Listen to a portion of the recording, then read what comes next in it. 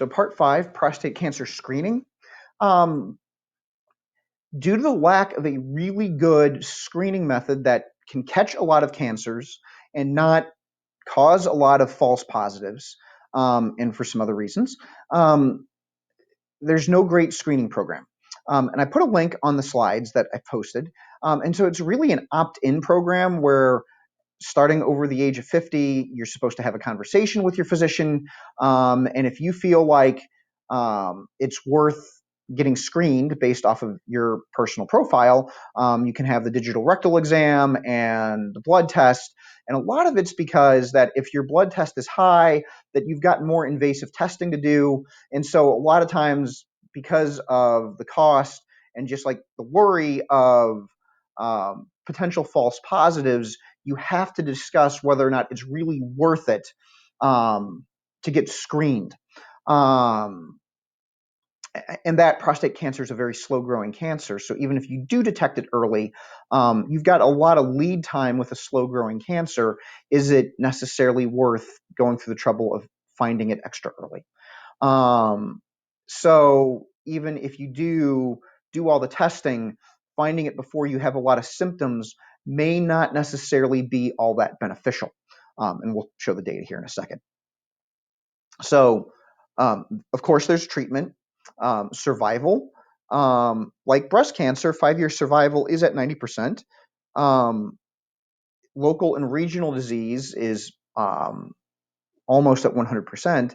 And it's relatively simple to find this at early stages because you're going to see symptoms. You're going to start having problems peeing.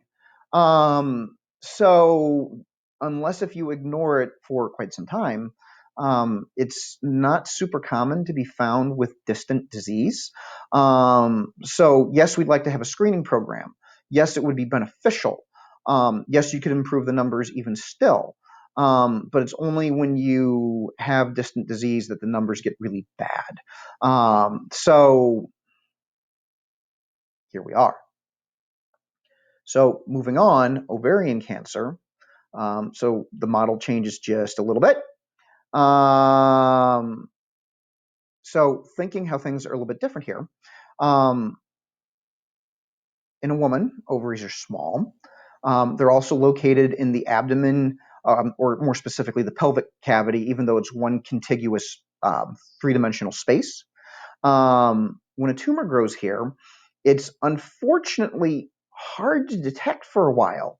As we've talked about in the GI system, you can hide large masses in that area for quite some time and not pick it up, and sometimes not even have symptoms.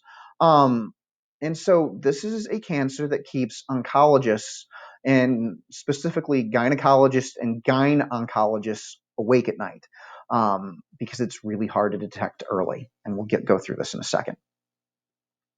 Risk factors. So age over 40. It does happen in women under the age of 40, but the average age, your 50% line is age 63. So, it is typically a cancer of women who are approaching retirement.